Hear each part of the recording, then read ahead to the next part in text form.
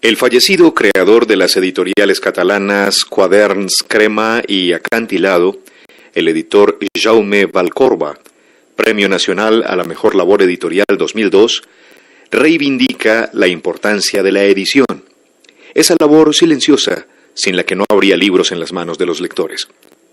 Como un homenaje a Valcorba, la conferencia llena de pasión y humor que pronunció el 1 de julio de 2014 en la Universidad Pompeu Fabra de Barcelona.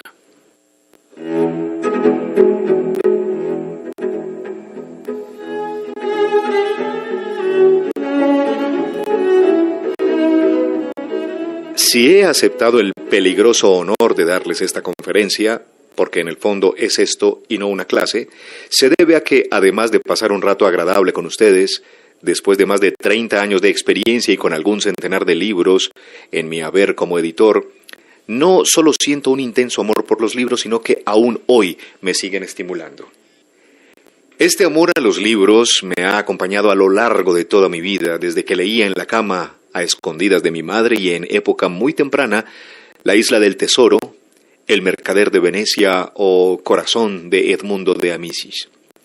Y aunque nunca creí estrictamente en la verdad literal de las historias que allí se contaban, asusé momentos de angustia escuchando sin aliento cómo la pata de palo del capitán John Silver golpeaba el parquet de mi casa en el silencio de la noche. Y me emocionaba con la valentía y el coraje de Marco en su viaje en solitario a Sudamérica. Y descubría que los puros de alga del capitán Nemo tenían tanta nicotina como los de La Habana. De hecho, me acuerdo aún de ellos cuando enciendo uno de mis puros a día de hoy, preguntándome cómo serían aquellos. He aprendido mucho de los libros, ciertamente, pero no los estimo por lo que he aprendido, que es muchísimo, sino por encima de todo por cómo me han acompañado a lo largo de los años, configurándome y quisiera pensar que afinándome. La biblioteca, en la que ahora mismo escribo el texto que les estoy leyendo, contiene algunos libros que ya estaban allí cuando tenía 11 años, en ediciones algo manoseadas, y otros que llenaron tardes de verano de hace 30 años. Se ven enriquecidos por algunas manchas de café, de vino o de ceniza de tabaco. Me gustan estas manchas, como me gusta encontrar una carta de un amigo de hace tiempo o un recuerdo feliz. También contienen algunas notas a lápiz, siempre a lápiz, en las que manifiesto estupor o entusiasmo, rechazo o aplauso o fervor por lo que acabo de leer. Me reencuentro y dialogo conmigo mismo cuando tenía muchos menos años con resultado irregular. A fuerza de recorrerlos, algunos de los poemas que contienen han quedado grabados en mi memoria sin haberlo pretendido y aparecen de manera gozosa cuando menos se le espera. Se han adherido a mí, como se adhiere el sol a la piel, cambiando su tonalidad. La diferencia con el tinte de la piel es que esta tonalidad no desaparece con los fríos del invierno. Al contrario, los atempera y los conjura. Como la música, son capaces de envolver un estado de confort que sería difícil conseguir sin su concurso.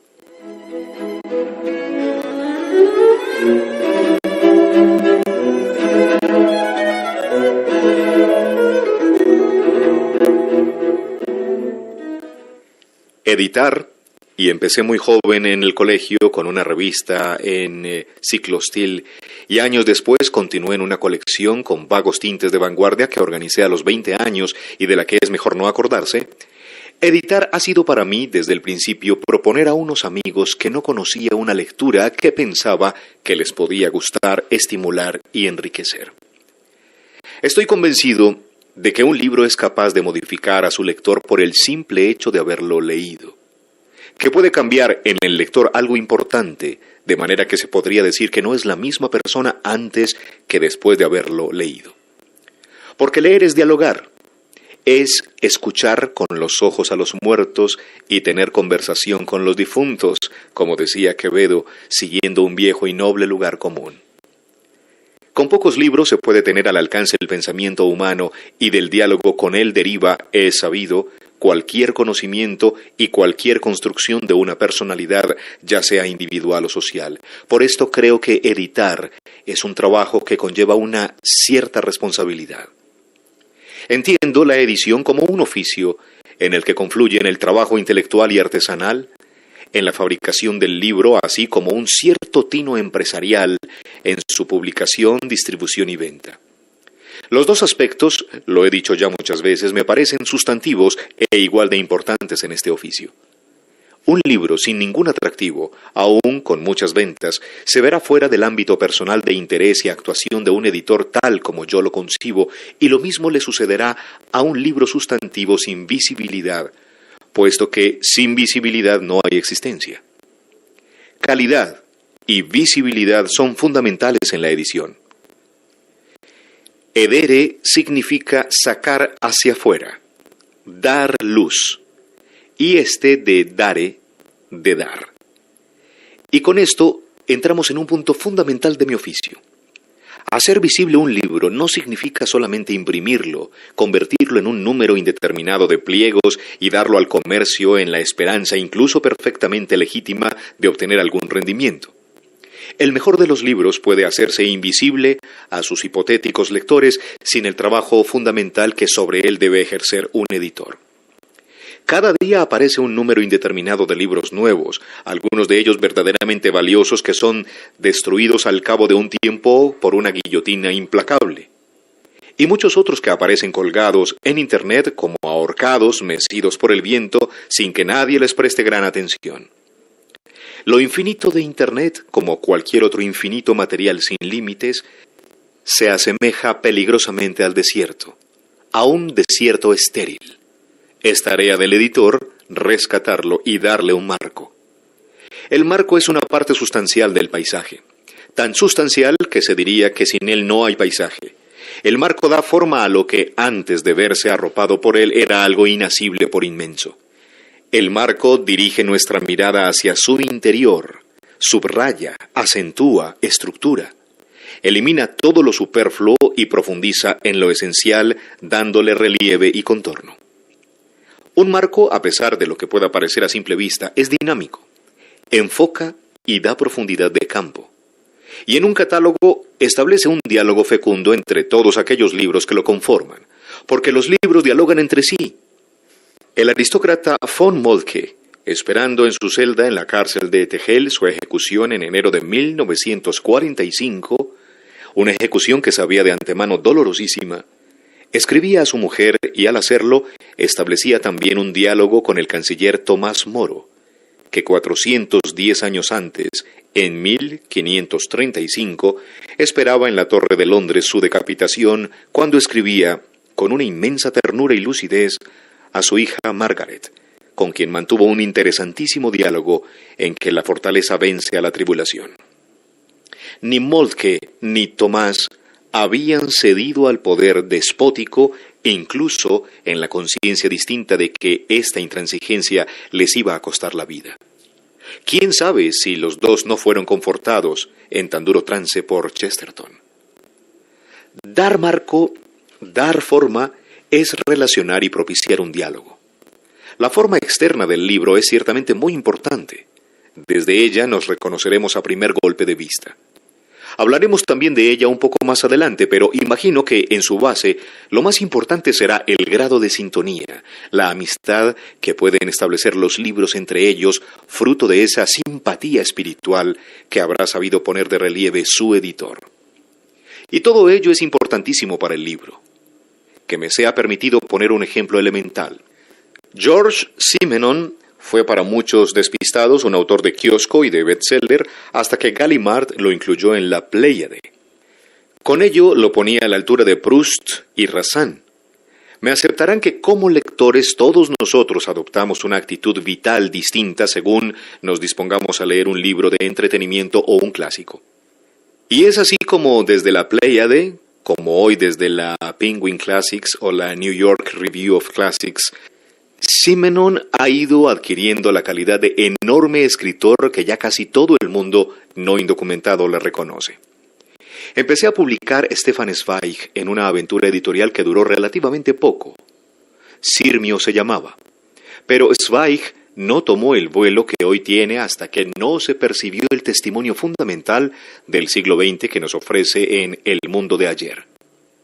Sin embargo, para este fin, el lector tenía que encontrarlo en una compañía que lo hiciera evidente. Al lado de la ficción de kiosco, Balzac puede ser leído como un tebeo. Con los libros pasa como con las personas. Y no es lo mismo encontrar a Zweig por la calle en compañía de cualquiera que en la de Joseph Roth, que fue un amigo cercano en vida, o en la de Chateaubriand, con quien dialoga desde la distancia en el mundo del espíritu. Porque, no lo duden, Joseph Roth charla a menudo con Zweig, y también con Chateaubriand y con Alexander Watt. Y Leopardi lo hace con Lucrecio, que a su vez lo hace con Montaigne. Y lo hacen porque son amigos. No se trata únicamente de que sean clásicos, sino que pertenecen a aquel grupo humano que ha recibido distintos nombres, el más claro de los cuales quizás sea el de la República de las Letras.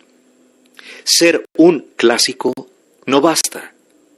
Había hace años una colección de clásicos que se llamaba Clásicos Olvidados, y que con mi profesor y amigo Martín de Riquer llamábamos divertidos clásicos justamente olvidados. La condición de clásico no redime a un libro, ni siquiera aunque sea un clásico de verdad. Para que un clásico, que finalmente es una forma del espíritu de un hombre, tome presencia activa, necesita de sus amigos y sentirse a sus anchas en una conversación civilizada. De ella se nutre y en ella se vivifica. La conversación, conversatio, nos lo recordaba el gran Leo Spitzer, es comunio, comunión. Es esa conversación la que ayuda a construir un marco y la que da forma a cualquier catálogo editorial.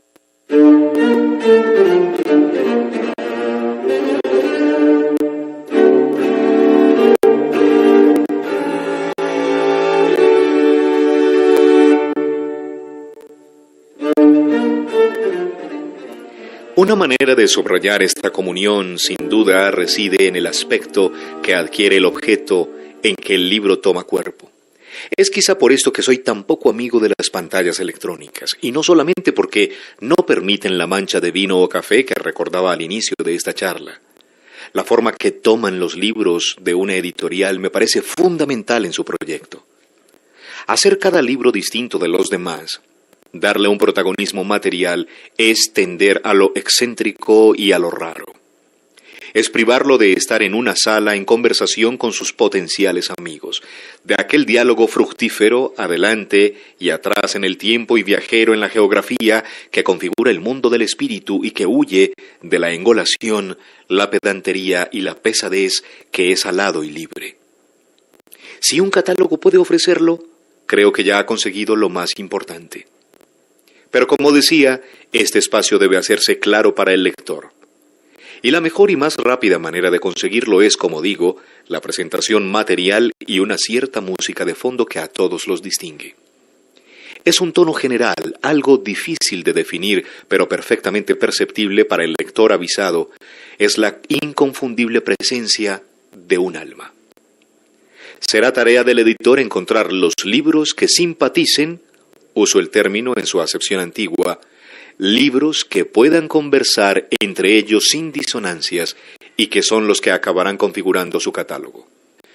Trabajar con sus autores en conseguir el máximo de sus posibilidades será otra de las grandes tareas del editor. Hacer sugerencias al autor, ayudarle a mejorar su texto, aquí el editor se desdobla en lector competente, será otro de los modos de cerrar este espacio del que les hablaba. Mejorar, créanme, no significa adaptar el texto a los gustos imperantes, en aras de una mayor popularidad o una mayor venta, sino ayudar a limar las asperezas que lo afean o lo desfiguran. Hacerlo ser más él de lo que era antes de nuestra lectura. Si este trabajo es serio, difícilmente encontraremos oposición por parte del autor. Recuerdo con especial afecto las tardes que pasé con Joseph Vicente Foix, mostrándole cómo alguno de sus versos debía ser modificado. Les pongo un ejemplo. En su libro Les Irréals Homères, compuesto todo él en alejandrinos y endecasílabos, se le había colado incomprensiblemente un octosílabo. No ens deixa veure la llum. De pie, sin solución de continuidad, Foix dio con la solución. el heptasílabo ens amagalayum. El sentido es exactamente el mismo, pero la homogeneidad métrica redondeaba, por decirlo así, el conjunto. Mejorar es ayudar a que el texto se redondee de acuerdo con la voluntad de su autor. Algo así debe hacerse también con las traducciones, aunque en este caso el papel del editor pueda ser mucho mayor. Una traducción debe poder leerse como si no lo fuera, como si hubiera sido escrita en la lengua que estamos leyendo, dicho de otro modo, como si fuera transparente. Lo mismo que el diseño tipográfico. El trabajo del editor debe ser invisible. Me habrán oído decir que creo que un libro debe ser como una pantalla cinematográfica, en la que la edición se desarrolle sin que ésta sea percibida. Una errata, una mala traducción, una mala edición, una mala tipografía son manchas en esa pantalla. Tan solo en un punto el libro debe hacerse visible. En la librería, en competición abierta con el resto de novedades. Hoy los libros, casi todos, llevan una ilustración en la cubierta. En otros tiempos era muy fácil adivinar por el color de la cartulina, la tipografía y la distribución en la cubierta que se trataba de un libro de Gallimard. Lo mismo pasó más adelante con los de Einaudi. Algo que también se hacía visible por su composición tipográfica, el uso de los blancos y de los títulos y el resto de elementos de la maqueta. La presentación es una forma de invitación, el color de una sugerencia. Un exceso de presencia entiendo que desvirtúa su papel. Creo que un libro, más que llamar la atención por su estridencia, lo debe hacer por su silencio.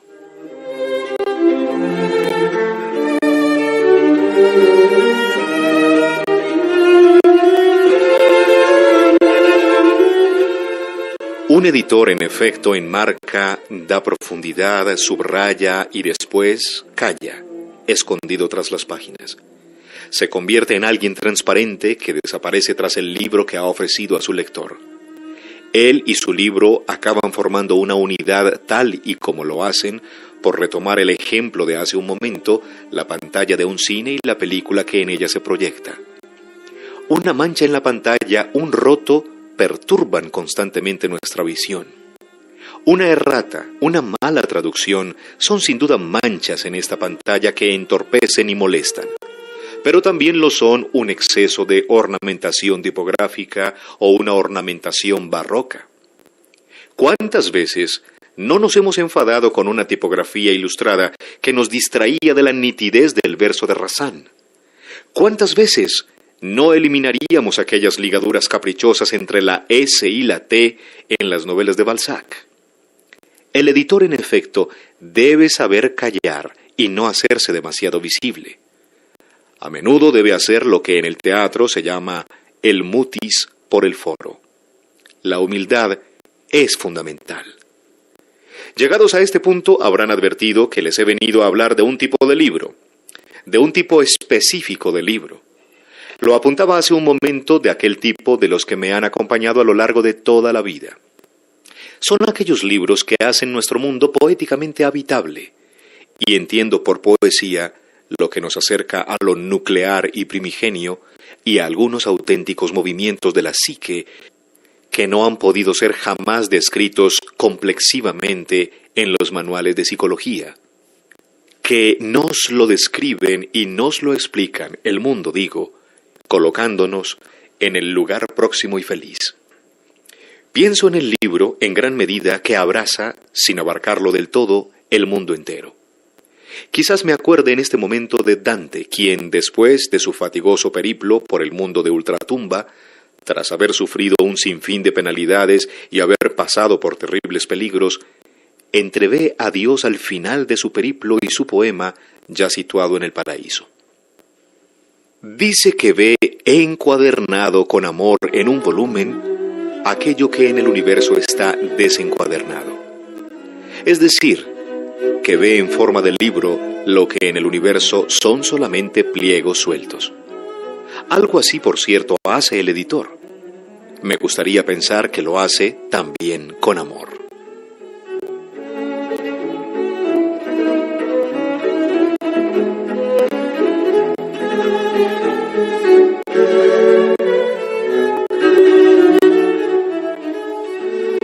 Hoy en Literatura para Oír, La pasión del editor. Jaume Valcorba, España.